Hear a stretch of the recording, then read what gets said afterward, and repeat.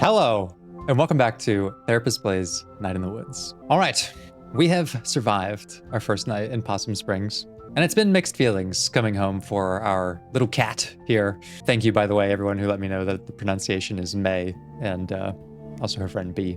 We still don't know why we're coming home just yet, but we are at least somewhat optimistic about the adjustment. We've reconnected with friends, there's a mystery to solve. There's stuff going on in our life. So let's continue our adventure here. Hey, you kid! Adult. So you're back, eh? Yes, Mr. Penderson. Didn't last long, eh? No, Mr. Penderson. You get a job yet? So much for that optimism. This is just like a recipe for re-traumatization. Here you have this young adult who has come home and is clearly not happy about that. We're coping with it by trying to see coming home as a positive adjustment. And there are a lot of questions about our self-worth and value as a person, and that we struggle to succeed at something that we're probably unsure about to begin with. And then you walk outside and someone's like, wow, you didn't last long. Oh, so you failed at that thing. Did you get a job yet? Like, your only worth in this world is whether you're economically contributing. That is not what this cat needs to hear right now. It's not what anyone needs to hear, frankly. I've only been back for like 24 hours. I do like that May has quite a bit of sass. She's a sassy cat. Yes, I've been elected mayor. I feel like this is more in character. Yeah, that's right. I got a fucking job so far. Couldn't do worse than the current one. And I've ordered your house to be bulldozed. What, finishing the job you started? This guy sucks. It's my initial judgment. I'm sure he's got some secret problems of his own, which maybe we'll get to visit as this game goes on.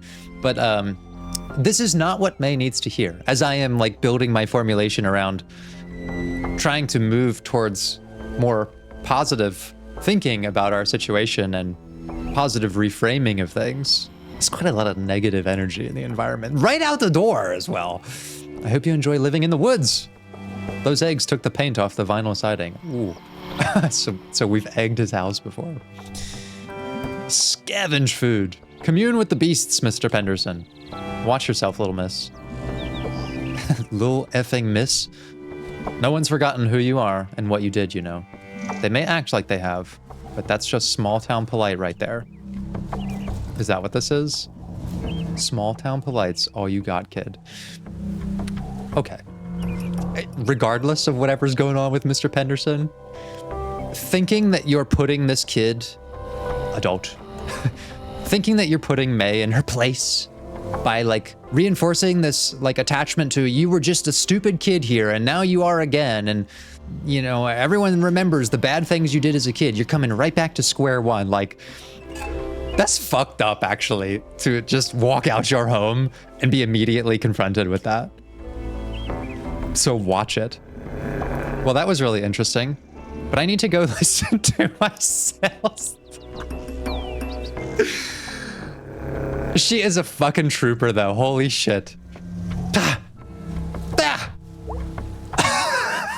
That's a brilliant interaction. But it is endemic of so many themes about, well, how stagnant this hometown is for the people in it, and their hopelessness about, like, anyone really having escape velocity from it. You've come back now, and you're gonna die here the way that you left, as a fucking no good delinquent. But god damn it, I really respect May's like sarcastic wit and like really not putting up with that shit. She's able to hold her own with the likes of Mr. Penderson here. But yeah, way to disillusion a young adult with the experience of growing older. Jesus Christ. Well, let's go find our friends. It's just amazing.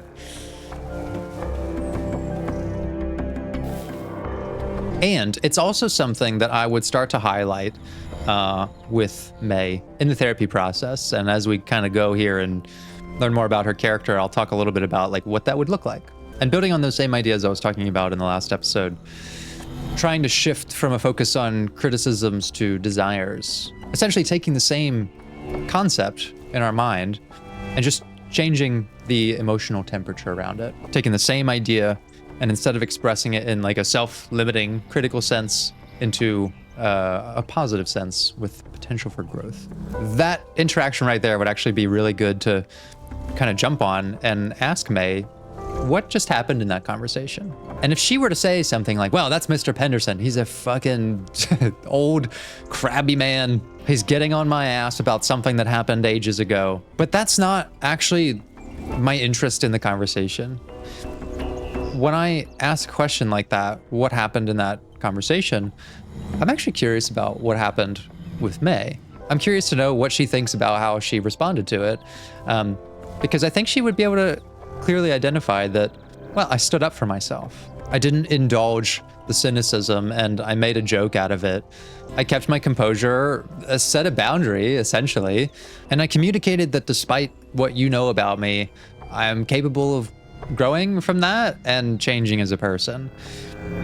I don't know if she would articulate all of those things, but that is what happened in that conversation.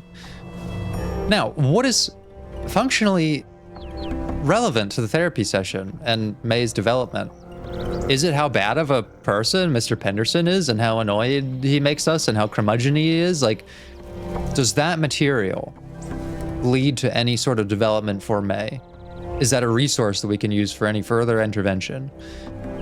No, it's really kind of irrelevant.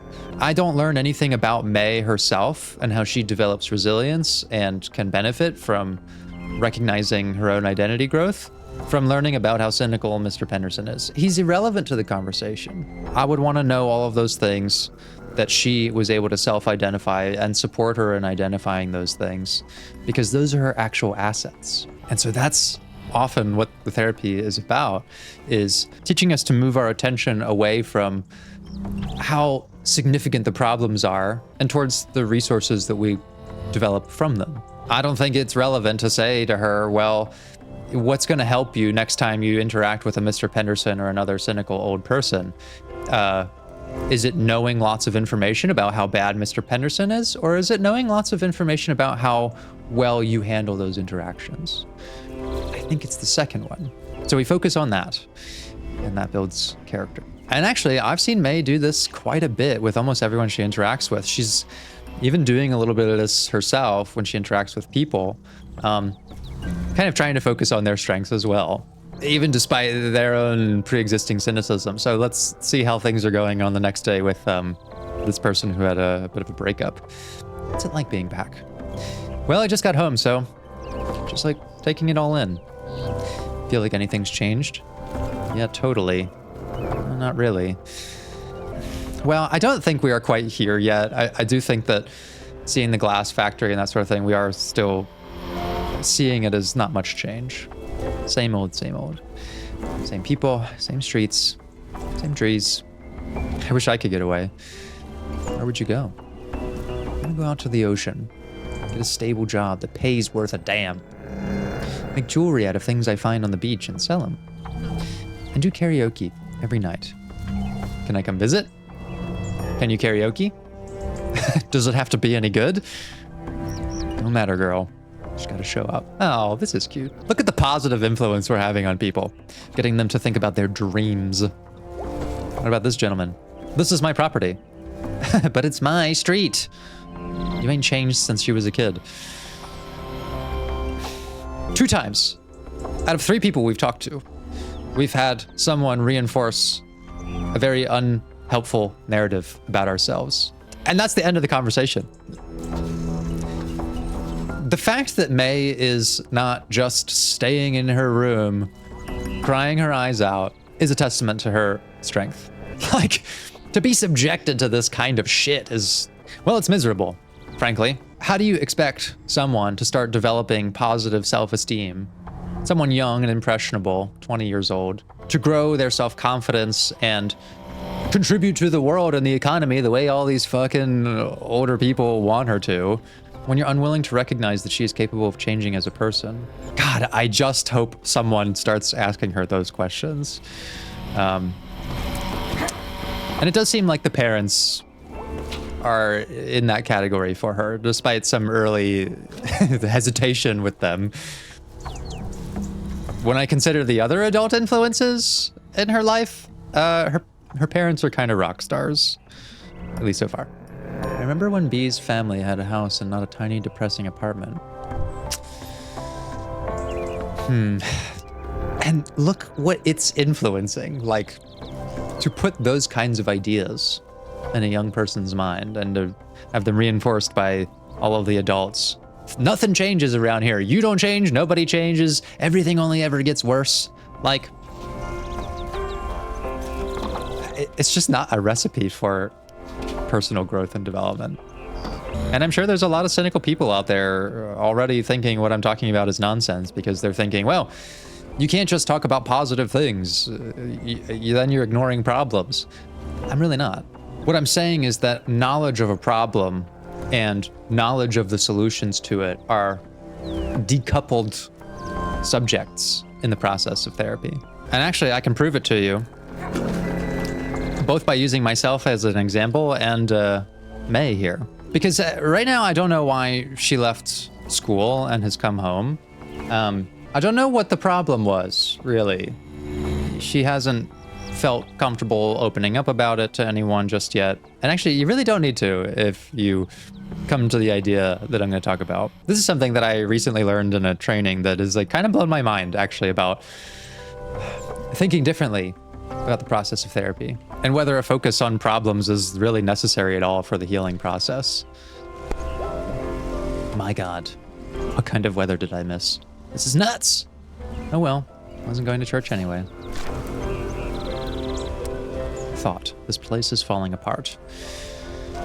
So, if I were in a therapy session with my own self, for example, the quickest and maybe the most helpful line of questioning does not even need to glimpse at what the essential problem is to start actually working on it. Because if I said something like, okay, Brady, just be my own therapist here for a second, try to model for you a little bit of like what this experience might be like. And say, okay, Brady, this thing that you went through recently, this very difficult thing, this thing that caused like a huge emotional upset for you, what was the first thing that you did to respond to it? And I'll use an example from several years ago and say that, well, after a big negative event in my life, the very first thing that I did was call my best friend. I called my best friend and told him what happened, and it made me feel like I had a lot of support and I was really connected to that person. I'd say, okay, that's actually really wonderful. What was the next thing that you did? Well, the very next thing that I did was I crawled into my bed and I went to sleep for, it seems like several days. And I was very sad and I started sleeping a lot over the next couple of days. I'd validate a little bit of that and say, okay, the first thing you did was reach out to a trusted friend, and then you really let your body rest. Whatever was happening caused a very strong physiological response, and you allowed yourself to rest for a long time. What was the next thing that you did? And client Brady would have said, well, then I started playing a lot more video games and spending more time with my family members. So you distracted yourself with something fun and meaningful, and you started to spend more time with loved ones. Okay, so we've got 3 things there. These were your immediate responses to this very difficult thing. We reached out to a trusted friend and looked immediately for connection. And then we let our body rest and also let ourselves feel everything that we needed to. And then we shifted our attention to something that brought us positive feelings and connected ourselves with people that we love. And I'd say those are great resources, great assets, and coping responses that you had in the aftermath of this very difficult thing. If you were to run into another difficult situation, are these things that you think would be helpful? And client Brady would say, yeah, they were extremely helpful in that situation.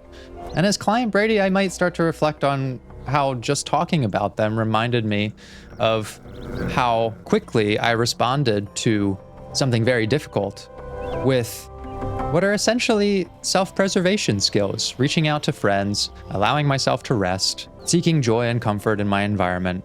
And a very different telling of that story might characterize these things as like, oh, how awful it was. Like, I called my friend and I was devastated, and then I like spent all the day in my bed crying, and then like I isolated and, you know, indulged in video games and that sort of thing. But I'm not interested in any of that stuff. I'm interested in how effective these were as coping responses, because they are extremely relevant to any future situations as part of the like package of Brady's resources for dealing with high intensity stressful events. And nowhere in that conversation, nowhere at all, do I need to know what the problem was or ask about it. I'll tell you what it was because it's relevant to this example, but it was a breakup. It's something that many of us have experienced, and some of those responses might seem very similar to some of yours if you've ever been through a serious breakup. Lots of time in bed, sad, lots of distraction, you know, calling friends, spending time with family, that sort of thing. And what I've been learning in some of my recent training is that like a very different kind of therapy session, one that I'm probably more used to, would have focused a lot more on the center of the problem and asked things like, what was it like to hear that the relationship was over? How did it feel to be so devastated and to see a big part of your life coming to an end? What was it? What was the isolation and the loneliness like? And it's like spending our time focusing on how miserable the experience was, or zooming in and like getting detail about them, actually show me how to respond or promote a strength in my identity and how I actually dealt with it? Not really at all, actually.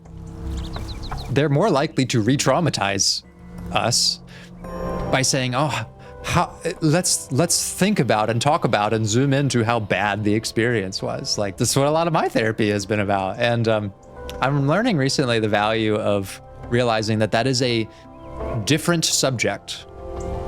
The problem and the solutions and coping responses that we have to them, they can be completely decoupled. Now, there might be some value in talking about the problem and understanding it, but it actually has very little to do with understanding the coping responses that I had and how they contribute to my ongoing character and identity development. Like, knowing how sad I was does not at all matter for how well do I feel when I talk to my best friend. Like, those are completely different subjects, and one is irrelevant to the other.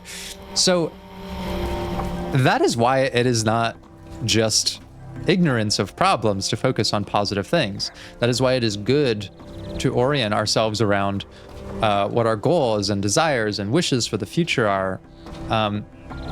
We're not ignoring the problems of everyday life. We're accepting them. I can't talk about the coping responses that I have without accepting that there was a problem. It's just not relevant. It's not relevant to how we proceed from there. And that's actually a line of questioning that I think would be really helpful for someone like May, especially if she is not comfortable talking about the problem yet. We don't even need to. I would sit her down and I would say, okay, what was the very first thing that you did? I called my parents and said, I'm coming home. And I told them what day I would come home, and they got it wrong later. And I would completely ignore her diversion into this sort of negative space and say that, yeah, you immediately reached out for support from people that you knew you could trust and that you would have a safe place to return to. It's a great intuition that you have that shows you know yourself really well and that you know what a safe environment is. It shows actually a lot of environmental awareness that clearly school was no longer feeling like that for you. Whether physically, emotionally, whatever. Okay, what's the next thing that you did? Well, I immediately went home and I trudged through the woods and I went home and I picked up my bass guitar, and even though I can't play Space Dragons or I didn't remember how to play it, I started wailing on it anyways. What an amazing thing. Coming back to an old interest, giving yourself permission to play and not even play very well just because you knew that it would be fun and that it would bring back positive memories. Another thing that I did immediately was I started recording my experiences in my journal. She's very keen to self-reflect on things and capture her thoughts, which shows a lot of self-awareness too. And there's themes in this. There's themes of knowing when something is wrong, knowing when an environment is no longer helping you or you're not growing in it, knowing that a place that's safe to return to is going to come with some challenges and recontextualizing, going home and all of that, but that ultimately, you could always return to something familiar when you needed to. That you immediately sought out your friends, that you immediately picked up an old interest in playing the bass and, got back together with the band. Like, she's doing all of these things that are actually really wonderful strengths. They are helping her cope with this environment and this change, like, enormously well. Better than a lot of the people who stayed here and are just fucking staying in the misery about it. And I would ask May to reflect on whether these activities, coming home, of starting to write in her journal, of playing the bass, of seeing friends, have they been helpful? Have they lowered the stress of whatever it was that made you want to leave college? And I think she would say yes. And as long as we're identifying those core assets and behaviors that she's using and start asking the question of how could we start applying these in future situations, I think it would be instilling a lot of self-confidence in her, that she's actually dealing with things a lot better than she probably thinks, that she's developing a lot of awareness about how to understand what makes her feel safe and comfortable and what doesn't, and that she would be able to assess and respond to future situations more proactively with that knowledge. And nowhere in that entire conversation do I need to know what happened. We don't need to talk about it. I don't need to talk about how awful was it when, I'm just going to make up a couple of examples of why people leave school. You failed your classes, or you broke up with that person, and other things started to fall apart, or how was it to feel unsafe in that environment, and like problem. Let's focus on the problem. It's irrelevant. It is irrelevant to the conversation on how is this person healing from it. We could spend many sessions dissecting the problem, why it happened, and trying to understand it, and it would be wasted time that could have been pursuing insight about how is this person going to change and adapt and grow into a healthy person because of this event. Learning this recently has blown my fucking mind, and I almost can't believe how easy it is to miss that, because so much of psychological training is about like pathologizing and let's talk about what your problems are and understanding your problems. Well, why are we not trying to understand how this person adapts to them? It's essentially what's at the core of newer perspectives like positive psychology and narrative therapy, something I really like. But even in narrative, I would often focus on, storylines of problems. And I guess I'm finding that you don't need to. You can. It may have some benefit and some value, but it is not a requirement to pursuing solutions and growth of character. And so it is not at all ignorance of problems or not recognizing reality to say, okay, well, let's not sit here all day and talk about how bad things are. Let's talk about how you're responding to them and what the positive aspects of life are. We can only talk about them if we accept there are problems, because there's a contrast between them, but it's not at all relevant to actually spend our time obsessing about the problem. It's just not.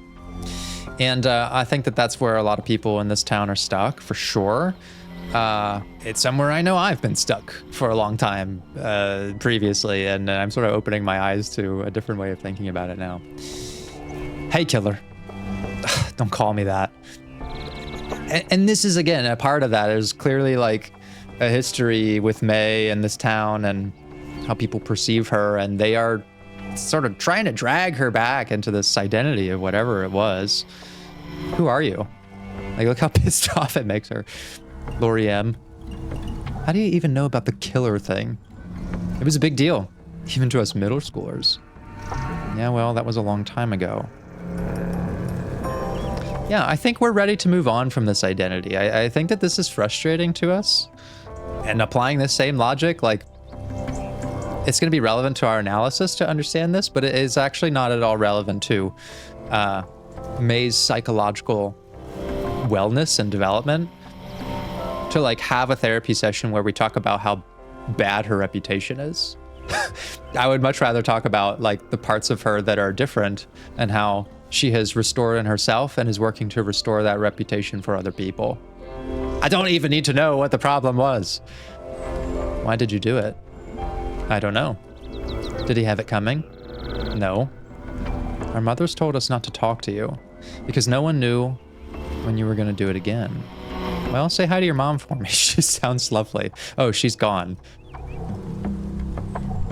Oh, sorry. It's fine. Sheesh. Oh my god. Every interaction in this game comes with so much weight. Okay, well, I know that we're supposed to find Angus, and I did think it was important to kind of characterize some stuff that I was talking about last episode, and that I'm seeing permeate in May's environment with all of these people. And this is going to be really relevant to like our general discussion and analysis of like, what is the focus of mental wellness? Is it on what's wrong with everyone, or is it actually better served on our adaptability? Big skeleton.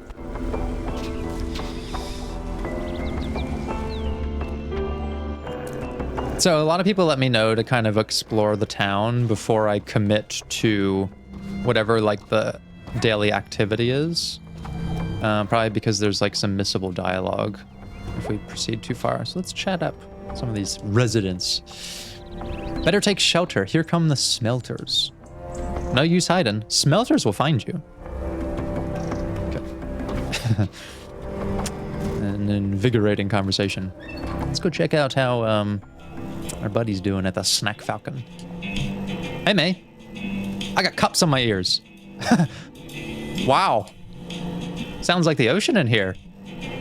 That's great, dude. You seen Angus? Every night.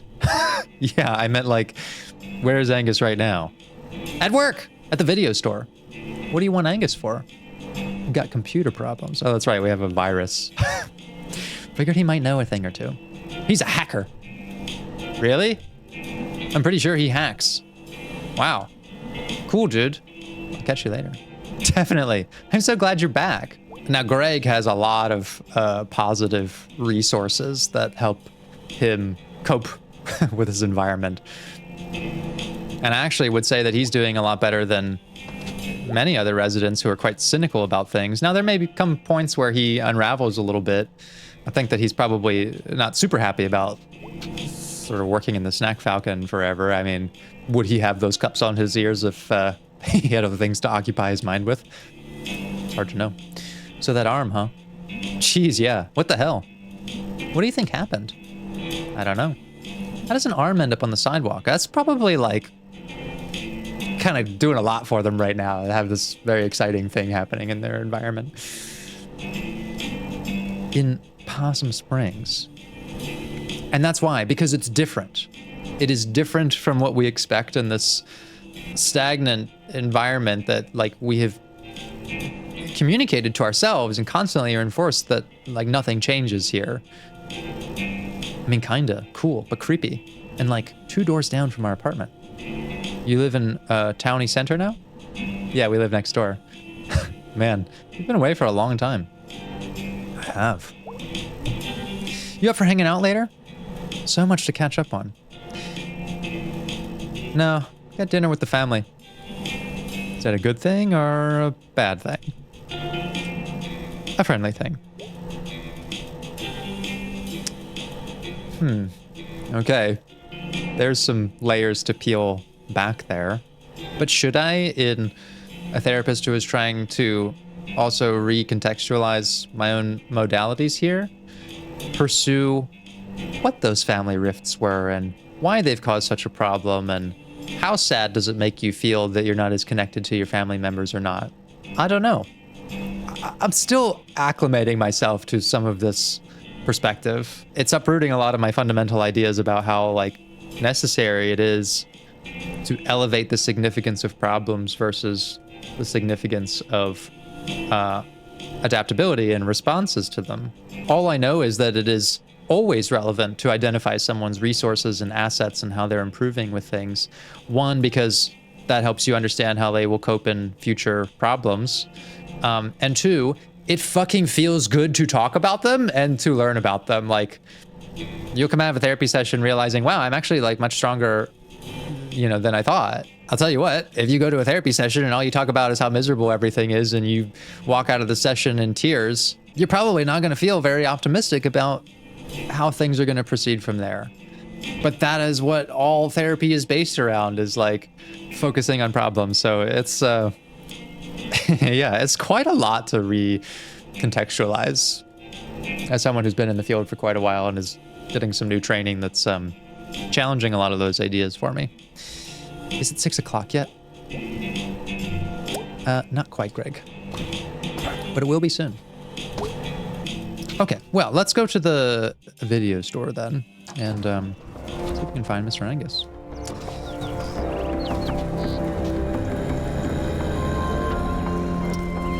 Also, I'm not sure if I mentioned this in the last episode, but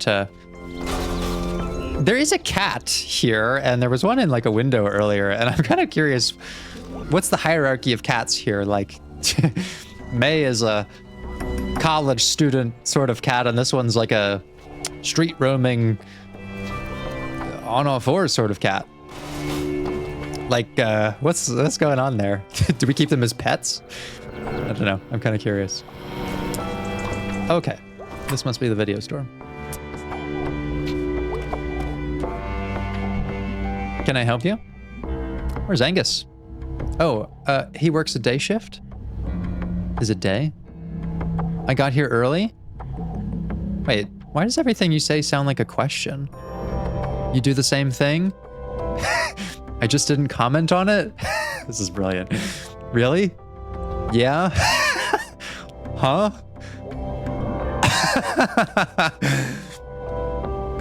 God, the writing is so good to like basically make me hear the conversation even though I'm just reading it. Night shift, huh? That's cool. I'm at home with my baby during the day until my mom gets back from work. Oh, man, and like, he just communicates so much. A couple of lines of dialogue, and I feel like I know a lot about this character, from that very interesting sort of speaking pattern to a little bit about their life, living at home with parents, maybe single mom, doing the 9-to-5 grind. Like, there's like a whole life communicated in like 2 sentences. This is brilliant. And mom still works as well, living at home with parents who are not retired. Like, that just also communicates so much about what the environment of Possum Springs is like, the economics of it and the general status quo. Ew, babies. Pretty cool job though. Get to watch movies, eat candy, meet cute guys. Ew, cute guys. What's wrong with guys? I don't know. Cute guys are overrated. Oh, why is that on her mind? Heartbreak, music. Is there like a log or something? Oh, look at this. I didn't actually see this before. But the options menu. This is wonderful. When you feel out of control, remember that you always have options. Count to 10, take a deep breath, take a nice walk, practice positive self-talk. IPS, identify possible solutions, smile. Options, it's good. Dr. Hank. I think this is the best game ever. I just have to say it. I just have to say what I'm feeling, folks. I think that this might be the greatest video game ever made. God, it's so perfect. I just love it. I love that this is in here for her as like a diegetic part of the options menu, but also her world. Like, this is something that she has in her notebook. And I do think that on the whole, she is coping pretty well with things, given everything I've already talked about. And even in this little note here, it's speaking like truly to everything that I'm talking about, which is that all of these things are positive, that are helpful. Counting to 10 is a way of grounding yourself, being mindful, taking a deep breath, regulating your nervous system, take a nice walk, engaging with nature, and creating some endorphins, practice positive self-talk. It's lots of psychological benefit to that, and in identifying possible solutions. And smiling. Like, you can do all of those things and more, regardless of whether the problem is internal, external, interpersonal, psychological, physical, emotional. Like, solutions are decoupled from problems. Like, the more I'm coming to this understanding, the more I'm like starting to rethink everything I know about mental health. And I just love that this is here. It's wonderful. Okay, so Angus isn't here, basically. And we also learned that May doesn't like cute guys. There's a little bit of a hint of maybe like a past romantic connection that didn't work out so much between her and B. Maybe she's just not into cute guys, and she's into cute crocodile girls. I suppose we'll find out as we keep going. Okay, so I guess we have to find where Angus lives. Maybe it's this. I think B is a crocodile, right? Some sort of reptile. Okay, what do we got here? Greg and Angus. There's no button. No button. There's gonna be some way to make this work.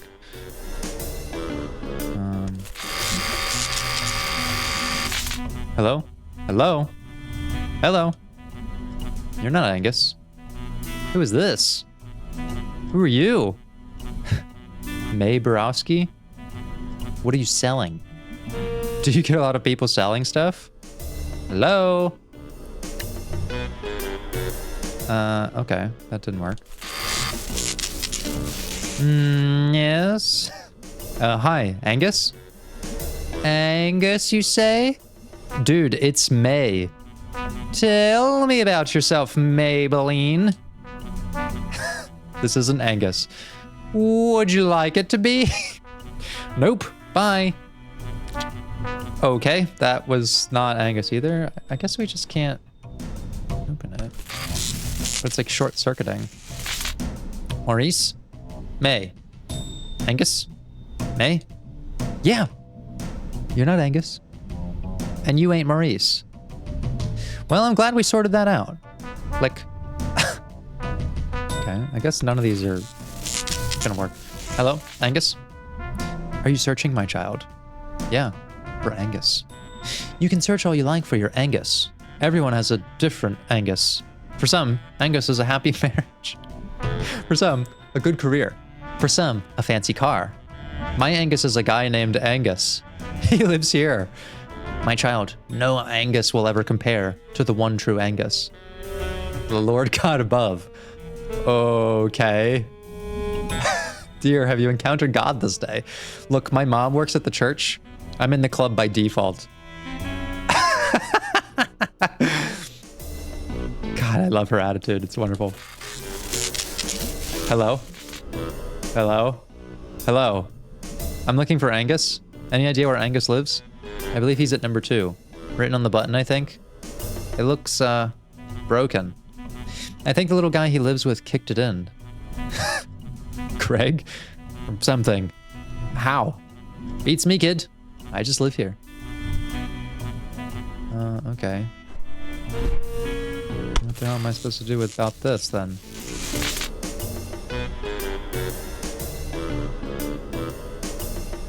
Do I just... Oh. That's probably pretty unpleasant. Oh, but it worked! Hello? Ah! Who is this? Hey, it's May. May? Yeah, May. I just got electrocuted. Oh yeah, it's fiddly. There's no button? Yeah, you can like stick a screwdriver in and, well, it's too late now. Come on up. I'm not sure sticking a screwdriver in the short-circuiting elevator button would be that helpful. This is the guy that's gonna help us with our computer problem, though. Whoa! Come right in. Hey, dude. Welcome to our apartment.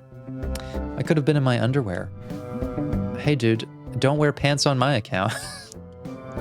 Why was the door unlocked? Greg always forgets to lock it. Greg's at work if you're looking for Greg. I was actually looking for you.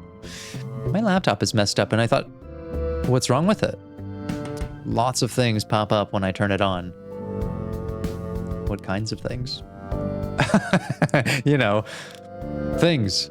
About things. Not for kids things. Nothing. Just things. Yeah, how did they get there, May? I'm just now remembering that actually, like, the burly singles thing was like one of the crocodiles, so I think I know May's type. Okay, well, you probably have some adware or something on your computer. Probably reckless downloading or clicking on sites that you should never click on. It's the internet. Stuff happens. Let me see what I can do. Did we bring the laptop? Okay, I got something for you. Plug this into the USB port and restart. Should clear you right up. It might delete some of your old files, though. Wow, thanks, dude. No problem. Gonna head on home. See if your magic works. It's not magic. It's just ones and zeros. And we're just atoms. And our perception of reality is just chemical reactions. Take those away and poof, there goes the universe. Whoa.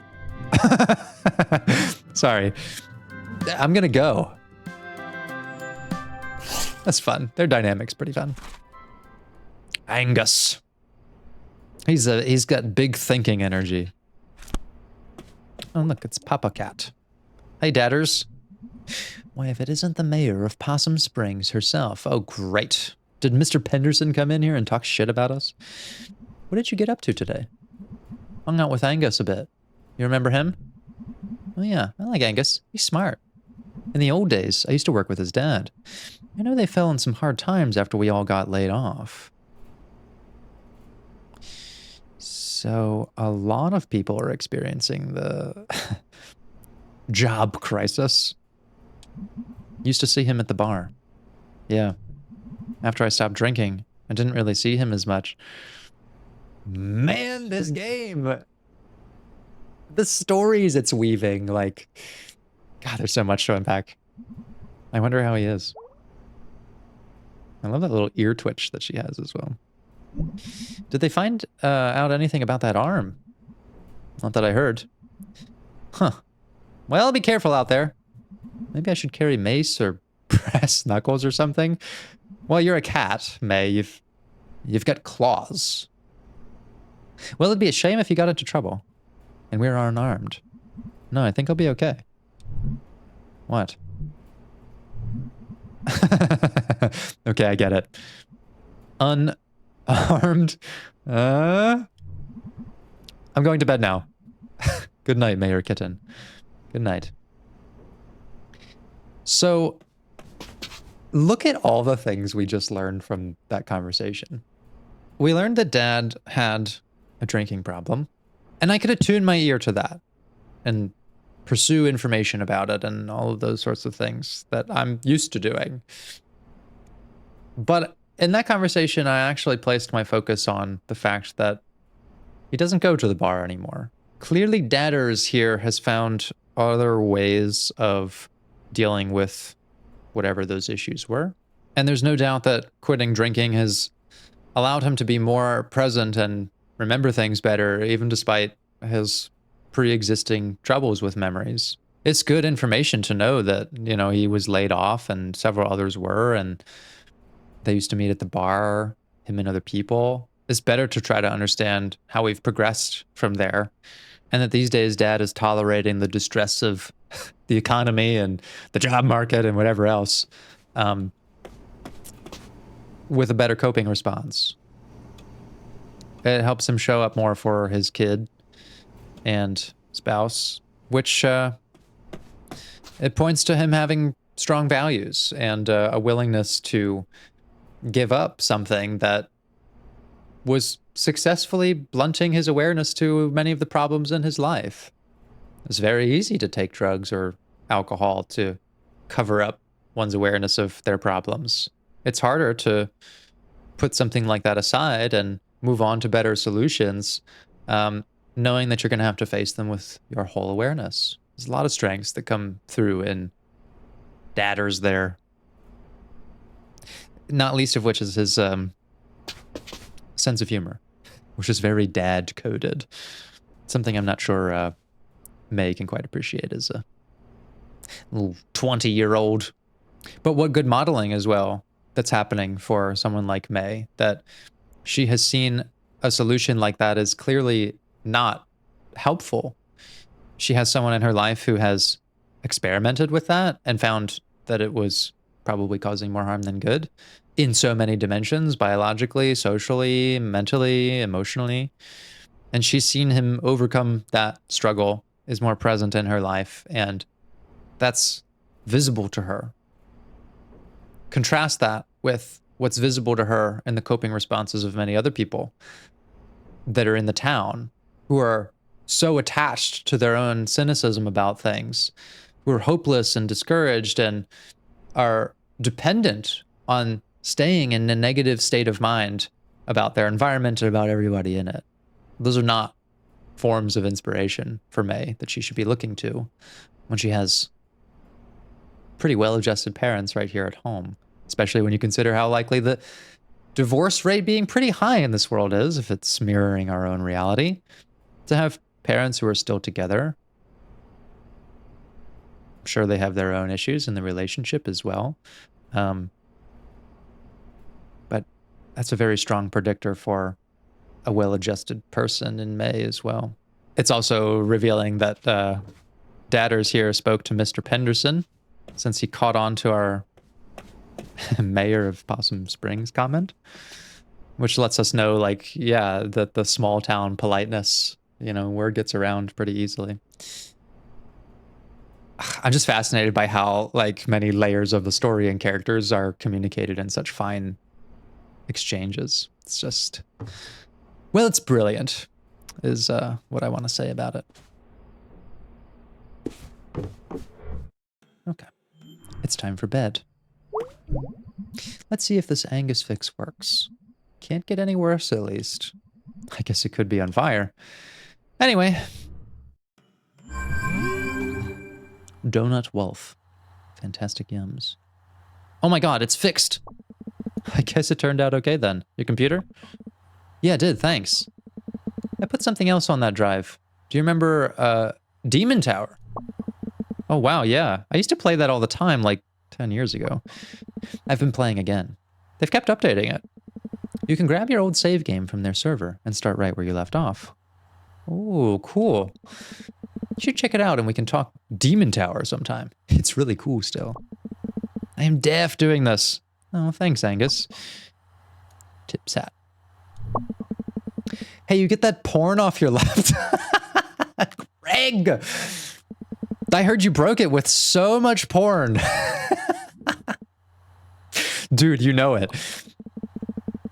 Rick Wreckage told me that before the internet. They'd hide porn in a hollow log in the woods. Yeah, that was a thing, right? Be awkward if you were hiking out to the porn and some dude was already there and you're like, sup, dude, I guess we're both here for the porn. I bet that happened. You know it did. I bet they became friends. Porn log bros forever. God, I love their relationship. Yeah, it's clear how comfortable we are with Greg, that it's not embarrassing at all. Just this sort of let loose. So, dude, you coming to the party tomorrow night, right? What party? Up in the state forest. Lots of people home from school and stuff this weekend. Cool people. The big fire, the snacks, the beers.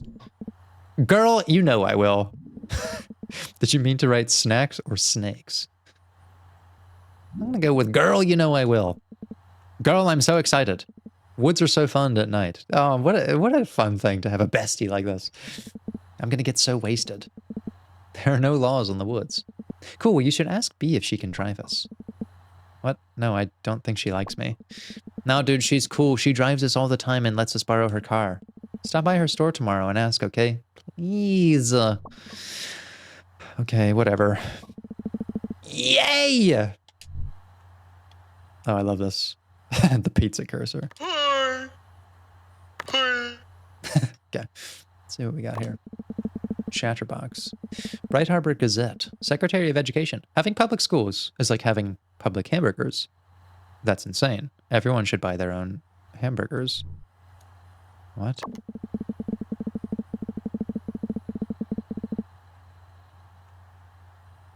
No public school?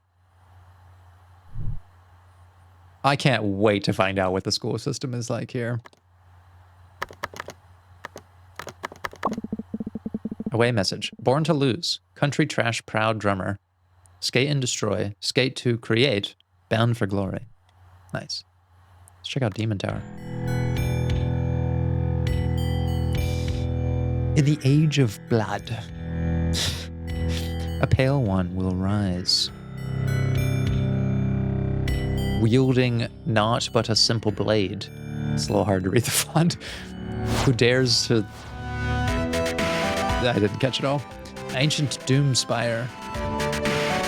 Part 4. Slaughter of the Blood Thief. Okay, let's check it out. We've won. The whole.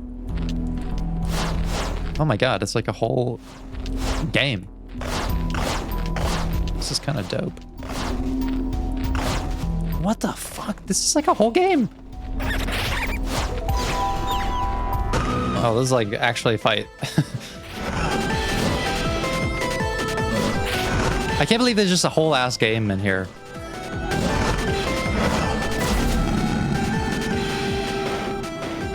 Fucking Demon Tower. Let's go.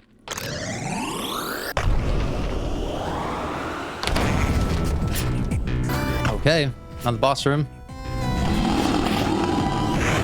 Jeez, it's got like bosses and mechanics. Different mechanics and everything. It's actually pretty difficult. Okay. How fucking long is this thing? It's incredible. Surely the 5th boss of this rudimentary little game, which is not so rudimentary after like fucking 5 stages, is all this little thing has to offer. Surely. Okay, I think I need to kill more of the tiny ones. Did I do it? Did I win Demon Tower? I've been playing this for like half an hour. What is going on here?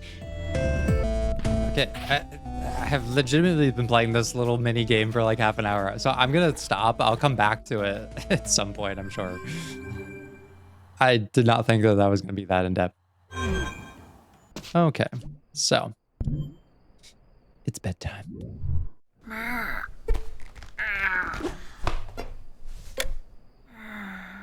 Sleepy kitty.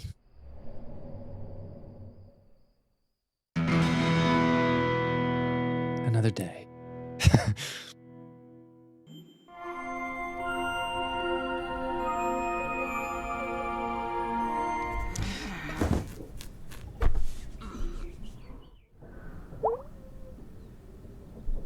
What is this?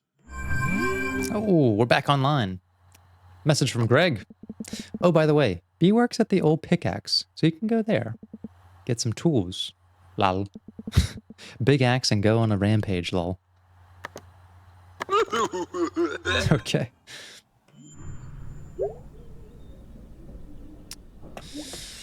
To the hardware store to meet B.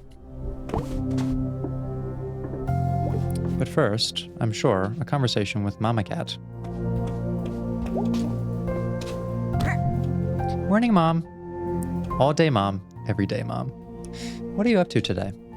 Greg and Angus and B going to a party, so I might go out with them. A party, huh? Look at you. Back 2 days and already the social butterfly.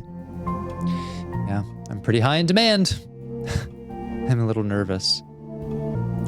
We trust Mom. Kind of want to see what it's like to open up a little bit more with her. Oh, you'll be fine, sweetie. Get out there and mingle. Actually, I think it's mostly going to be old high school people. I wonder if Cole will be there. I always thought you two were so cute together. Mom, no. Oh, sorry, honey. I didn't know that was still a sensitive subject. It's not. Okay, well, you go out there and have a nice time, honey. I will. See you later. Maybe it really isn't a sensitive subject. Maybe there was nothing to the whole coal situation. Oh my gosh, it's just so adorable how she looks at Mom. My little heart. Well, I think this is another good place to pause for now. Things are probably about to get a lot more dramatic as we spend more time with friends, go to social gatherings. I don't think that the small town politeness, this little bubble that we've come into where everything is kind of the same, but generally fine, I don't think it will last. But I can't say enough about how deep this game is with its characterization of people we haven't even met yet, like Angus's father and some of the characters we haven't seen interact too much, like Bea and May and Angus and Greg. We've seen just little snippets of them and some of the other small town characters, but we know so much about like what's going on in their world, regardless of how internal a lot of the things going on in these young people's lives. You can't deny the social influence, the environment that they grew up in, the school system, how that supported them or didn't, the people that they see every single day, the lives that those people have, where they work, what the family dynamics are. Just from talking to the video store clerk, we know that there is 2 generations living in that household who still have to work together to make ends meet. The fact that after something really significant happened to us and we've come home, the second we walk out of our door, and from multiple people actually, they're like, so did you get a job yet? Like, that's the expectation on people, that's what their worth is assigned to, and there isn't really a lot of space for just healing. It's another reason I can tell that these are really good parents, is you can tell they're not pushing her too fast. They're giving her the space to see what it's like to be home, you know, not rushing her out to get a job. The fact that they're not involving themselves so much is actually contributing to a lot of those strengths I was talking about with May. That's communicating to her trust in her independence and trust in her judgment. I think whether they know it or not, they are shaping for her a very positive and supportive environment that is not exactly mirrored by what we find when we walk outside.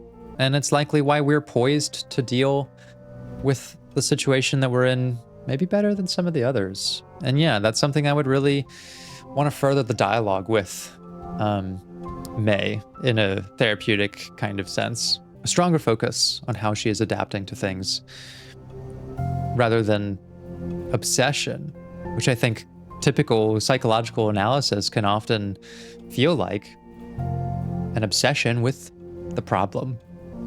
What's wrong with our lives? What's wrong with us? What's wrong with the place that we're in?